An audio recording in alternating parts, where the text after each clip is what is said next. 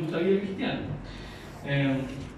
Por ende, la prédica de hoy versa sobre el ayuno, y el texto que voy a ocupar es un texto muy corto, que es el texto de Marcos 2, del 18 al 22, para que lo podamos buscar.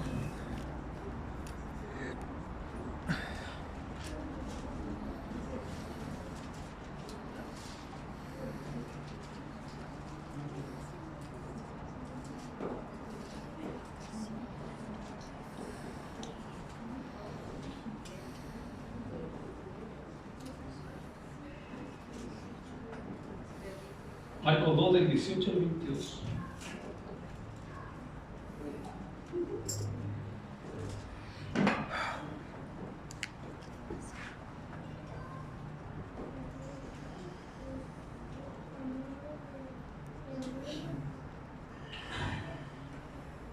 Bueno, el texto dice: un día que los discípulos de Juan y los fariseos estaban de ayuno, fueron a decirle a Jesús: ¿por qué los discípulos de Juan y de los fariseos ayunan y tus discípulos no ayunan? Jesús le respondió: ¿pueden los invitados a la boda ayunar mientras el novio está con ellos? Mientras tienen al novio, con ellos no pueden ayunar. Llegará un día en que el novio les será quitado, y aquel día ayunarán. Nadie usa un trozo de tela nueva para remendar un vestido viejo, porque lo nuevo añadido tira del vestido viejo, y la rotura se hace más grande. Nadie echa vino nuevo en odres viejos, porque el vino revienta los odres y se echan a perder odres y vino nuevo, odres nuevos. Bueno, aquí estamos en un texto inicial del Evangelio de Marcos. Para poner un poco en contexto, si ustedes revisan un poco atrás, van a ver que antes de esto Jesús inicia su misión, ¿cierto? Sana un leproso, sana un paralítico, y es el llamamiento a Leví. Es decir, hay tres acciones de Jesús las cuales llevan a los discípulos de Juan y a los fariseos a cuestionar el tipo de discípulo que estaba formando Jesús, ¿no? Entonces, ese es más o menos el contexto en el cual debemos tener claro, ¿cierto?, a la hora de enfrentarnos a este texto. Es decir, estamos en los comienzos del Evangelio, entonces, donde el reino de los cielos ya se está empezando a manifestar, ¿no? Es decir, está a la mano. La traducción más correcta no es que está cerca, sino que está a la mano. El reino de Dios está a la mano. Entonces, la entrada de los que van a comer con Jesús, que hagamos el marco, ¿no? Son paralíticos, son leprosos, ¿no? Son publicanos. Esos son los discípulos de Jesús. Es decir, son los marginales de su sociedad. Son aquellos que eran considerados presos de indignidad, ¿no? Los indignos de su sociedad son los discípulos de Jesús. Es decir, son discípulos marginales y marginados por la sociedad en la cual ellos viven.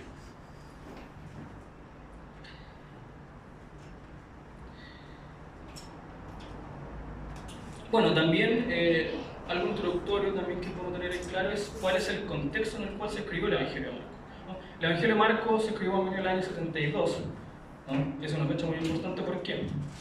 Porque en el año 70 se destruye el templo. ¿Qué provoca aquello?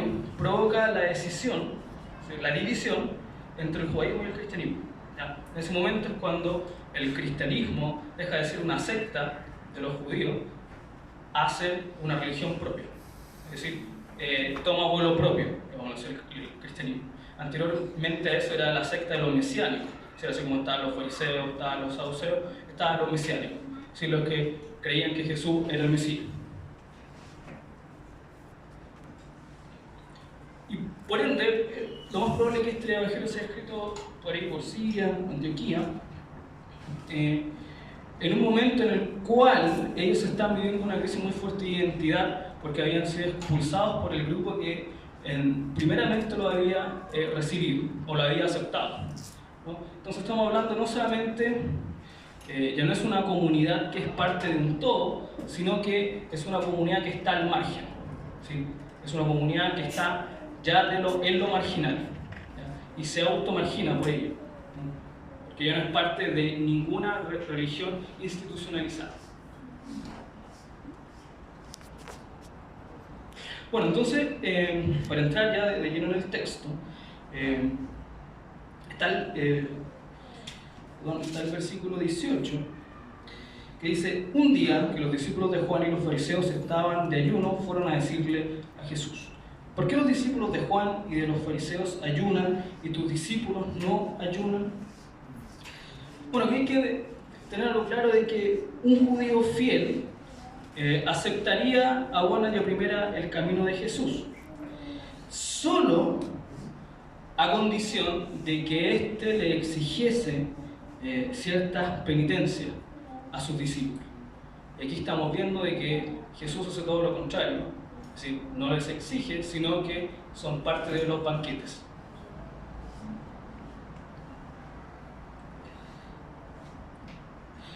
Es decir, este tipo de conducta de exigir una especie de ascetismo. ¿Qué es el ascetismo? El ascetismo es una doctrina muy antigua que viene de los estoicos, que versa sobre fundamentalmente de que hay ciertos actos, hay ciertas doctrinas, hay ciertas disciplinas que yo debo crear para elevarme espiritualmente, ¿no? A grandes rasgos, ¿no? Y eso era una costumbre que estaba puesta culturalmente en todo el judaísmo del segundo templo, digamos, es decir, fariseos, saduceos, ¿no? Los que estaban afuera en el desierto, ¿sí? Los discípulos de Juan también lo hacían, ¿no? Es decir, de que este acto de ascetismo estaba tanto en los discípulos de Juan, que estaban fuera de la ciudad, en el desierto, así tanto como en los fariseos que estaban dentro de las ciudades. Es decir, esta forma de disciplina personal, que era la ascesis, ¿no? Trataba de marcar una distancia con el mundo y sus deseos, ¿no? En el fondo, ¿cierto? Marcar una cierta diferencia, ¿no? Bueno, ahora Jesús se muestra como superador de esta práctica. Si uno revisa un poco más atrás en el Evangelio, se va a dar cuenta, ¿no?, de que Jesús primero es bautizado. En un primer momento él pasa por el camino del desierto y en algún momento él se da cuenta de que no, de que ese no es el camino, sino que lo supera. Y después él se enfrenta a los fariseos, a su doctrina, y también se da cuenta de que es completamente insuficiente lo que ellos hacen, ¿no? Esto es muy importante tenerlo en cuenta. Es decir, de que los bautistas, es decir, los discípulos de Juan y los fariseos ayunan, ¿cierto?, como virtuosos de la ascesis, capaces de vencerse y dominar sus apetencias con esfuerzo, ¿cierto? Es decir, de esa manera interpretan la vida y la religión como una forma de heroísmo. Pues bien, a los ojos de Jesús, su ayuno corre el riesgo de volverse elitista, porque puede situar la salvación a un nivel humano, como realidad que los buenos y perfectos pueden conseguir a base de su esfuerzo. Pero aquí cabe la siguiente pregunta, y yo siempre le doy mucho énfasis a lo marginal, porque Jesús siempre se pregunta por el margen, no se pregunta por el centro. ¿Y los demás? ¿Qué pasa con los millones de pobres en el mundo que no logran comportarse como los ascetas porque tienen hambre? ¿Qué pasa con ellos? Por el contrario, los discípulos de Jesús no ayunan. A diferencia de fariseos y bautistas, Jesús ha puesto en el centro de la vida el don de Dios. Su amor de Padre, interpretado de esta forma, de reino como perdón y comida compartida. Quédense con ese concepto muy importante, por favor, de la comida compartida.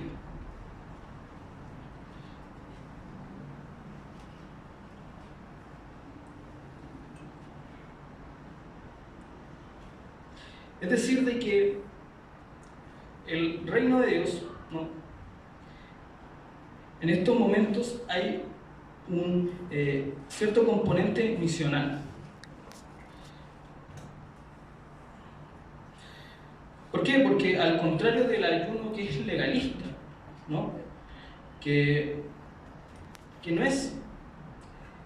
El ayuno legalista, ¿cierto?, se basa en no comer, ¿no? En cambio, aquí vemos un Jesús que comparte la mesa. Un Jesús que comparte la mesa con los publicanos, con los pecadores, ¿sí?, con los marginales. Es decir, él está cuestionando la idea del ayuno como privación, ¿no? Y lo contrario al ayuno no sería comer mucho, sino que compartir lo que se come.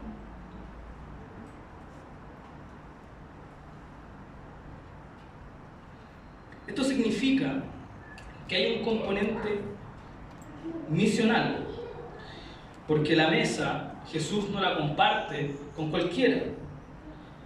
Bueno, sí la comparte con cualquiera, en el fondo, porque la comparte con publicanos, con leprosos, con poseídos, etc. Es decir, con aquellos que están al margen de la sociedad.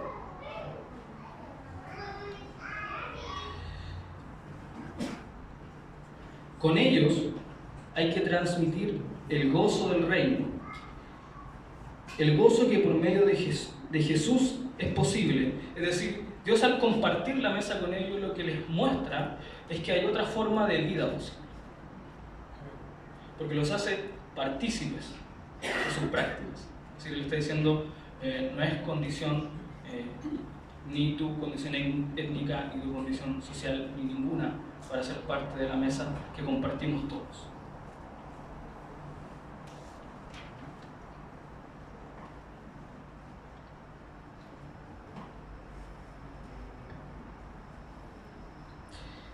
Es decir, aquí hay una imagen que se disputa. Por un lado están los fariseos y los discípulos de Juan el Bautista, de que entienden a Dios como una ley que se le impone al hombre. ¿Sí? La imagen de Dios es la imagen como ley impuesta. Dios es la ley. Y el que siga a Dios cumple la ley.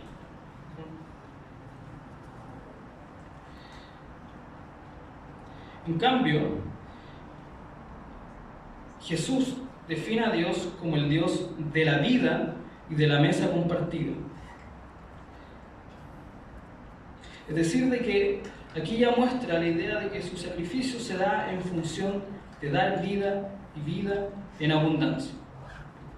Esto nosotros como creyentes contemporáneos nos pone en cuestión hacia la pregunta de cuál es la imagen de Dios que nosotros tenemos. Yo tenía un profesor en el seminario que me decía siempre, la cuestión no es solamente creer en Jesús o creer en Dios, sino que creer en lo que Jesús creía. Creer en el Dios que Jesús creía. No basta simplemente con decir yo creo en Jesús.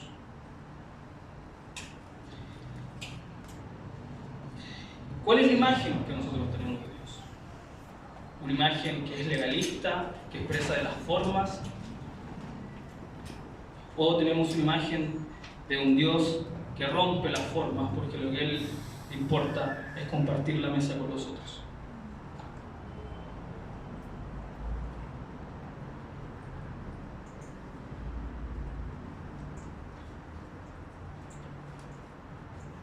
Bueno, ahora vemos el texto del 19 y del 20,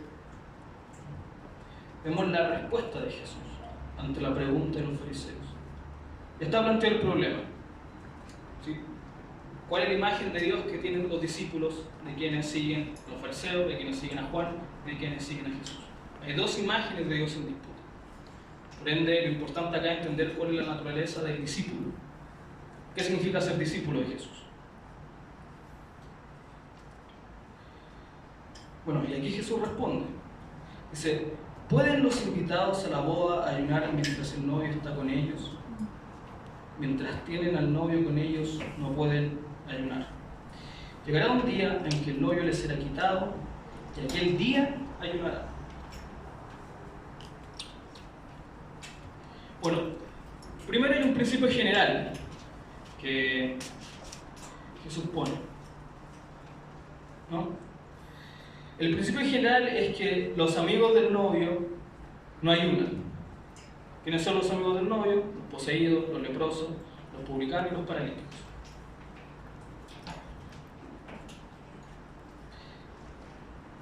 Es decir, de que aquí hay una imagen muy potente, porque cuando Jesús siempre habla con imágenes, siempre habla con metáforas, siempre habla con analogía, su lenguaje con respecto al reino nunca es directo, porque es escatológico y por ende del futuro que aún no se nos manifiesta, no podemos hablar directamente, sino que solamente podemos hablar en imágenes, en metáforas, en símbolos.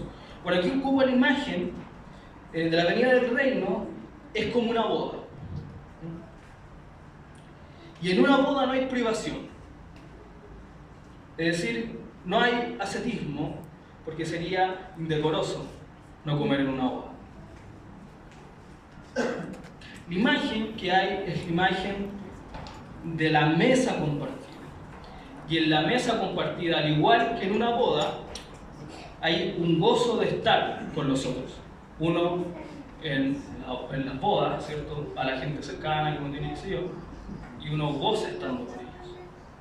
Es decir, el principio del reino es un principio de compartir lo que uno tiene. Decir de que el gozo de la venida del reino no es yo y Dios. ¿Cierto? Nosotros, por esta cultura en la cual vivimos, siempre estamos mediados entre lo que yo, Dios y quiero, yo y Dios, y mi proceso, y lo que a mí me pasa, lo que yo quiero, y mi sueño, y mi meta, yo. La cultura del yo. Pero aquí Jesús pone en cuestión esta imagen.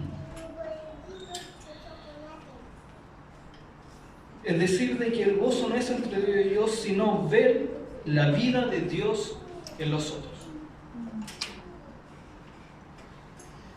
Dios como novio, como la imagen de novio, Jesús como la imagen de novio, se vuelve el motivo,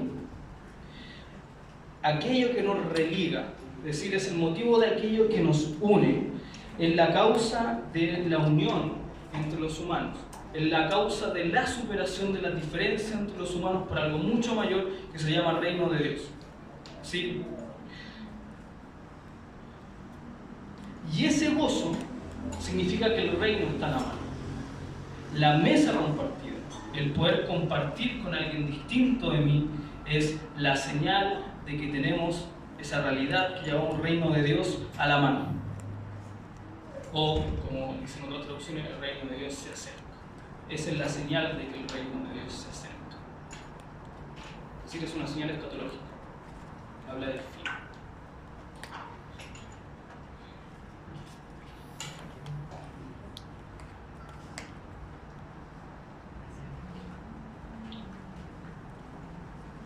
Es decir, que para Jesús la vida religiosa no es ayuno ni vida sacrificial en clave de ascética, como dije anteriormente, sino que es gozo compartido.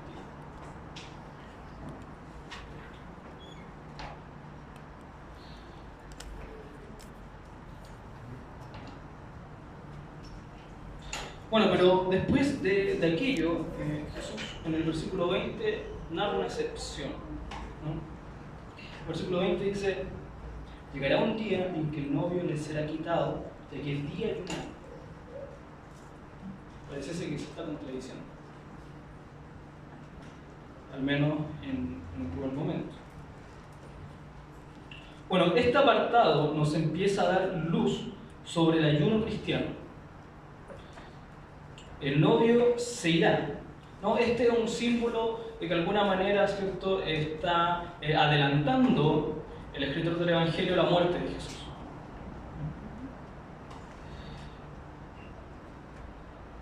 Pero lo importante de esta imagen del novio quitado no se da porque él se muera por ascesis, es decir, por una disciplina espiritual, qué sé yo, que se disciplinó tanto que se murió porque no comió 6 días. No. Él muere por pasión. Un novio ama por pasión. Y si Dios es el novio, se entrega por pasión. Ama con pasión. Por amor a sus hijos. Es decir, esto es una bella imagen que representa la pasión de Dios por su creación. ¿Sí? Como aquel novio que se entrega por pasión. Voy a adelantar un poco, ¿no?, a la conclusión, pero el darse por los otros, no para elevarme yo, sino para dar vida a los otros. Esa es la reinterpretación que Jesús comienza a hacer del verdadero ayuno, del ayuno cristiano.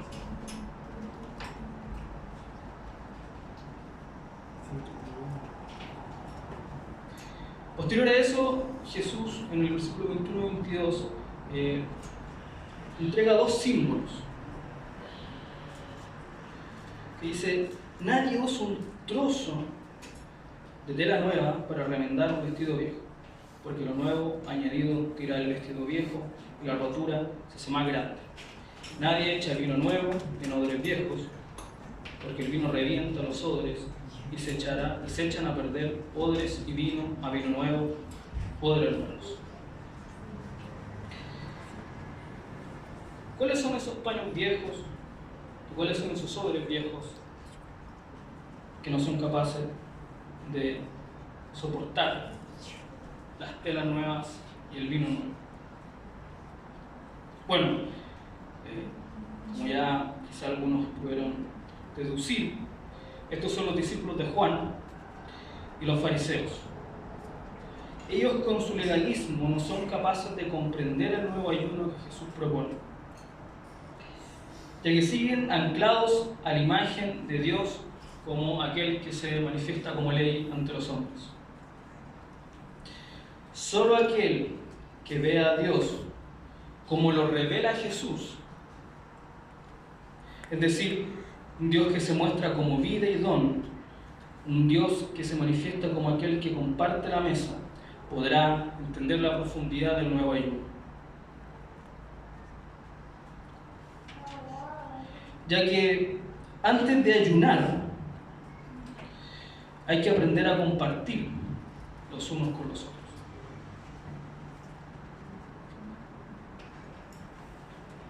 La primera disciplina espiritual del cristiano debe ser aprender a compartir con aquel que es distinto de él. Si no, es imposible entender el ayuno cristiano. Es imposible vivir el verdadero ayuno. No van a poder. No vamos a poder.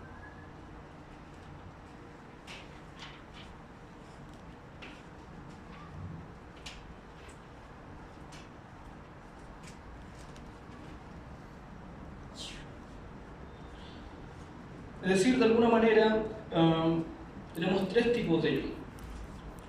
El ayuno ritual, el de los fariseos y los bautistas, ¿cierto?, era de tipo sagrado y corría el riesgo de volverse un fin en sí mismo, expresión de una ley que humanos pueden y deben cumplir con su fuerza. Es decir, esta idea significa negar el don de Dios. Cuando uno habla de que Dios nos ama por gracia, la gracia se puede traducir como el don inmerecido. Es decir, no tiene que ver con algo que yo haga. Es una acción unilateral. Dios decide amarme porque sí, porque es Dios. Esa es la experiencia de gracia, esa es la experiencia de don. Es como la vida. ¿Quién hizo algo de nosotros para vivir? Nadie dijo, más a ver, los 7 para que me dejen vivir.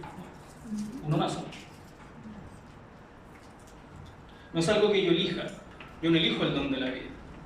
De hecho, cuando me doy cuenta de que vivo, ya estoy viviendo. No puedo hacer nada.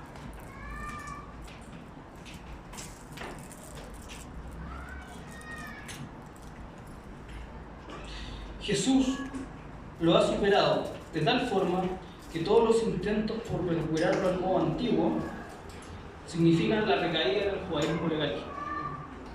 ¿No? Es decir, de que cuando la iglesia retorna a ese tipo de ayuno, rompe con la novedad del Mesías. Rompe con aquella particularidad que hacían los discípulos de Jesús, sus discípulos. ¿Sí? Rompe con aquella novedad que hacía hacer de que entre todos los tipos de discípulos que hay en las distintas religiones dijeran estos son discípulos de Jesús.